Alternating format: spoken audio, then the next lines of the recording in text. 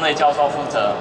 那我们到了台中是彰师大的王伟龙教授负责。那我们在二水的在彰化二水是由我们彰师大的洪连辉院长负责。院长还是站起来一下，因为全民科学周其实是从他开始谢谢院长。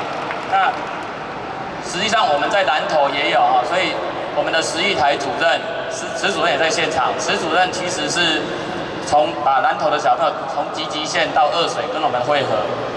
那斗六是虎尾科大吴天全教授